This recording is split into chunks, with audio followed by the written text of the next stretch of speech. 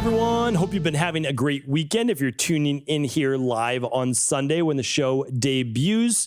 And this is episode 2039. So I know a lot of people like to follow along with the questions that come in for the weekends on our Ask Cabral house calls here. So if you want to go to stephencabral.com/2039, you are welcome to. Once again, I appreciate you tuning into the show. Love seeing all the different support and, of course, reading all your reviews and comments. So again, once again, thank you so much for being a part of this community. So if you're new to the show, we answer our community's questions here. These are literally live shows. I just turn on the record button. I open up a document. I don't look at any of the questions ahead of time. And what I do is I give you the best answer that I can based on my experience over the last 20 years and seeing many hundreds of thousands of people in our practice. So that is my job. That's what I do. No medical advice provided, no diagnosis, no treatment protocols. We're looking at this from an integrative health-based perspective and trying to figure out what the underlying root cause is to your particular or loved one's particular health issue. All right. So let's get started. Without further ado, the first question is from Sarah. Sarah's up first today. Hi, Dr. Cabral. I listened to your podcast regarding new evidence showing that RNA segments can be written back into DNA and influence its sequencing. I've heard some suggest concerns over the C19V delivery method via mRNA affecting one's DNA. Thoughts? Thanks in advance. Learning so much from your podcast. Well, I appreciate you, Sarah, tuning in. And how can I answer this? Because you have to keep in mind, I've already talked about this before. I can answer questions on every single thing in the world. Obviously within my scope of practice. I'm not gonna do advanced mathematics or economics for you. But within the health sphere, I try to do my best. And this is one topic that I can't. So you have to understand me and my mission, my philosophy. It's to help people. So I don't have like a favorite. I don't have a side. I don't have a party. That's not who I am. I look at the science from an unbiased perspective. And I say, if this was me or my parents or my kids, what would I do? And I share that with you. And that allows me to sleep like a baby at night. Literally, I sleep great every night. I give people fair information, the exact same thing I would do, and it's unbiased. So I gave people just information that said, hey, here's the new research. It's published by virologists and epidemiologists and PhDs in a lab. This is what they found. I don't know that this, and we can't even say the word, this particular inoculation would cause anything like that. We don't know. I mean, nobody really knows since this didn't go for 7-year trials or 10-year trials. So we don't really know, but they're actually hoping that it does in the future so they could use this for changing the DNA so that we wouldn't get cancer or so that we wouldn't get Alzheimer's or whatever it might be. So they're hoping to actually be able to do that one day. Could it go wrong? Sure, it could go wrong. I mean, we're experimenting with something brand new. We don't know.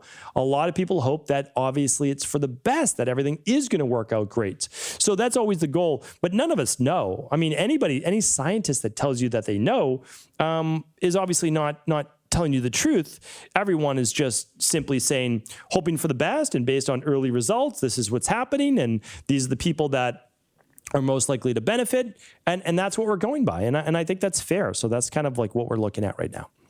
All right, Tim is up next.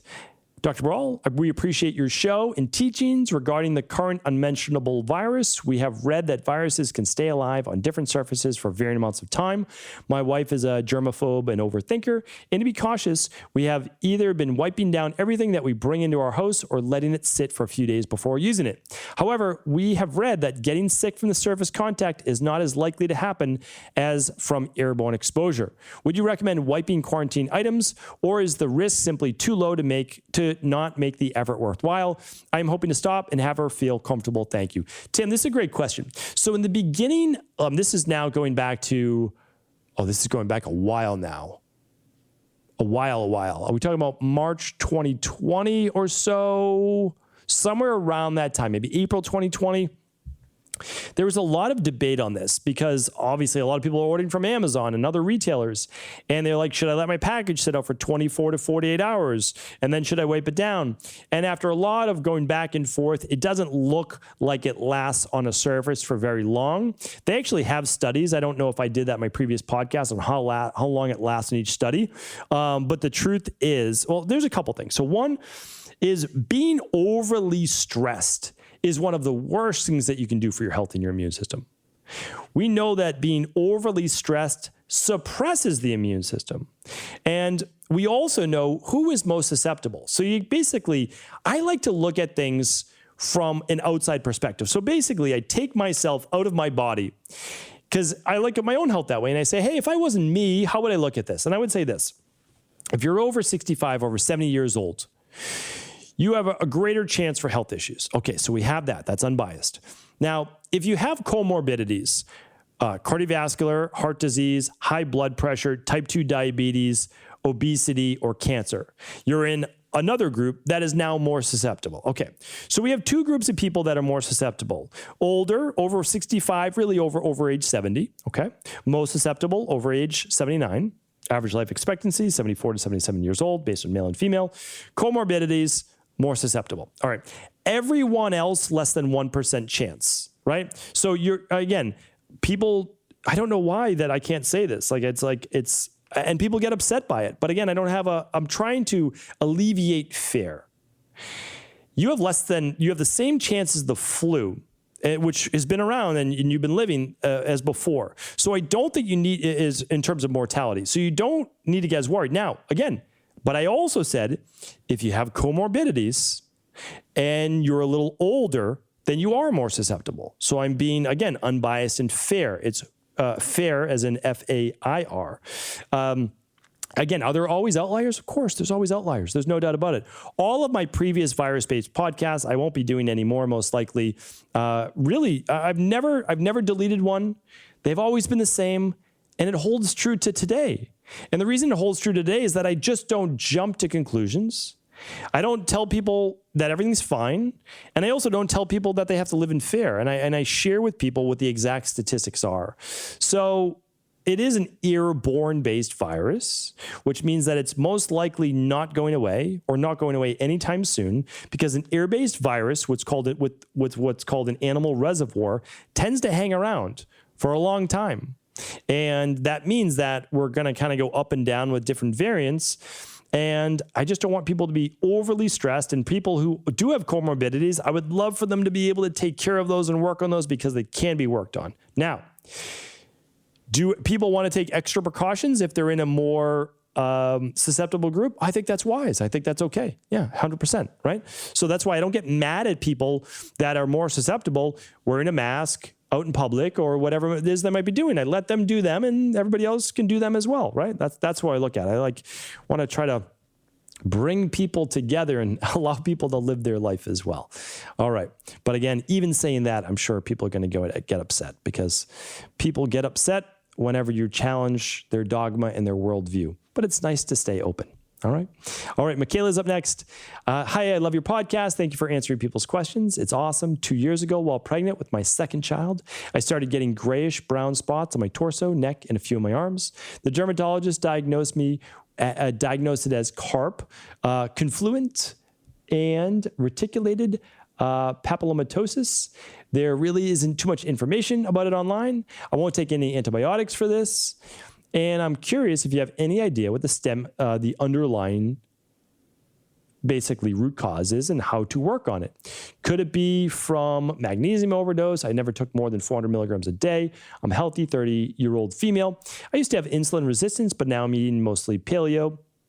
I am now pregnant with our third and don't mind waiting until done nursing the next one to heal this if it wouldn't be safe now. I'm assuming it wouldn't be. Okay. Yeah. And you assumed, right? Like you don't want to do a lot of new things while you're pregnant or nursing a child as well. So I think that's, really important to look at.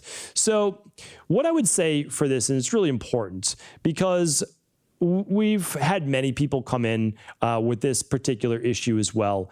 And what we look at is, was it caused by being on a certain medication? Was it caused by being on like people are on sometimes acne medications or blood pressure medication or something like that? Did it coincide with being on that for a couple months?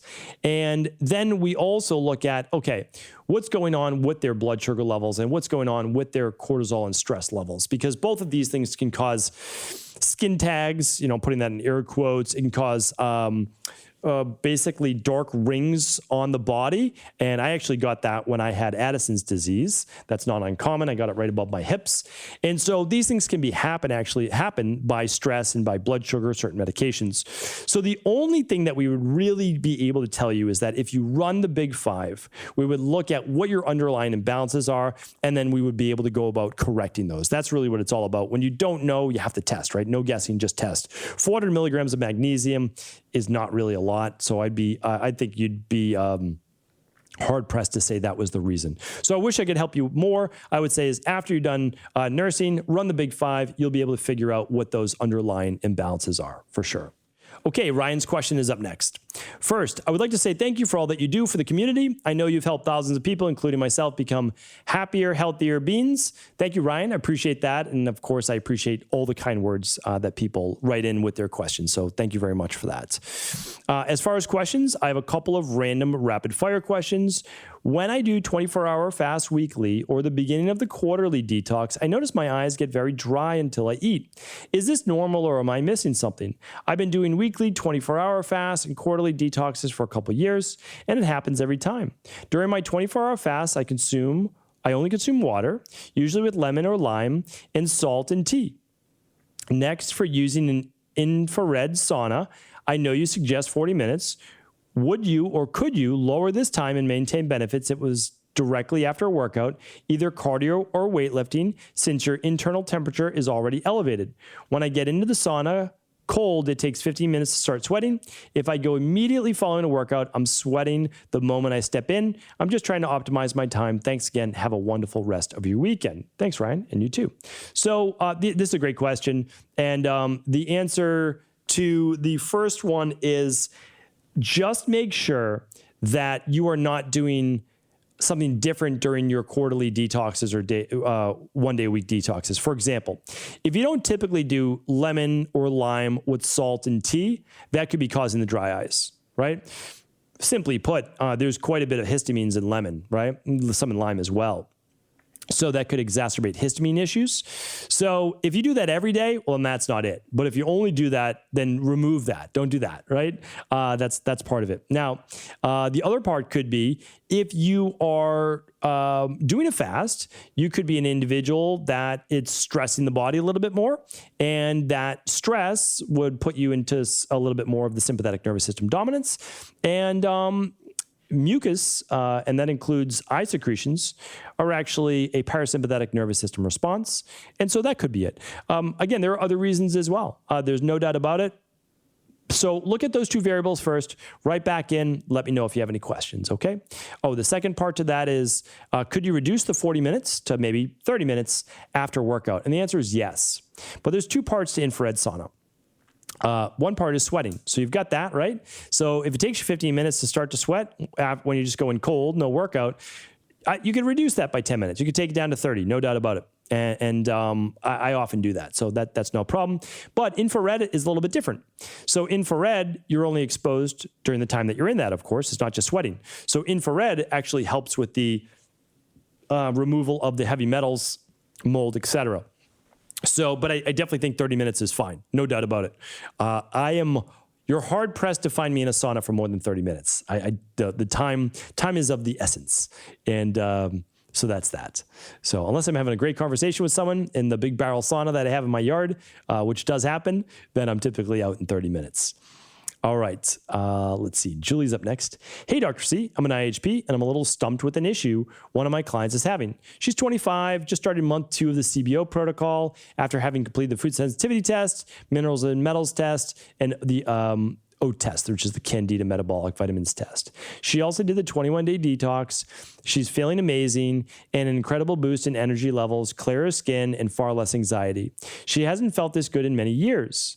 We have a long way to go, but it's very positive. One of the things that hasn't improved yet are the frequent bouts of really hot hands and feet, which she suffered with since she was a little girl.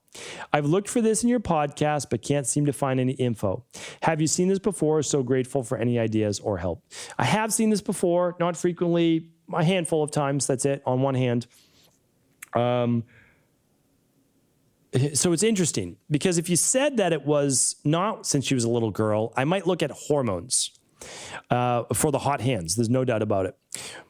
But my mind goes first to histamines as a response. And so this is going to be it might be fairly easy to figure out, but she has to journal. So she has to write down what she is having for meals each day. Super simple. Don't get too detailed. You don't have to write down cups, all that. Just write down what you're having, all right? So she's going to do that. And then she's going to write down the time of those meals. And then she's going to write down when she gets the hot hands and feet, okay? And she's also going to write down the times that she's exercising, right? So if it only happens during the summer, maybe it's heat-induced histamine response. If it only happens after she eats turkey, maybe it's a histamine response or food sensitivity to turkey. So look at it as almost like a journal, right? A rotation diet, figuring out what is going on with these hot hands and hot feet. You'll be able to figure it out. It'll jump out at you. There's no doubt about it. You just need to keep that journal for about 3 weeks or so. And if she's having the hot hands and feet at least 2-3 times a week, well, after 3 weeks, you'll have pretty good data on what it could be, all right? All right, so we've answered Sarah, Tim, Michaela, Ryan, Julie, and we've got one more with Mary. All right. Mary says, I've been hearing about ketamine infusions for treatment-resistant depression and post-traumatic stress disorder. Do you have any thoughts on this, or do you recommend this type of treatment? It was legalized in the U.S. in 2019, I believe. Thanks for all your help today and always. Okay. I've been studying psilocybin. I've been studying ketamine. I've been studying MDMR. Is that MDMR? Am I correct there? MDMA? MDMA. Apologies. And the legalization of these, and they're not legal in every state. I know certain people respond really well to ketamine. Some people don't respond at all to ketamine, but they respond really well to psilocybin. To my knowledge, psilocybin is only legal in Colorado, Denver specifically, and I believe, but don't quote me on this, I believe in Portland, Oregon as well. If you use any of these treatments, I recommend doing it with an experienced psychotherapist, psychiatrist, or whoever's able to do this. And typically it starts off with at least one appointment, one session to guide you, to get you ready to explore where you need to go.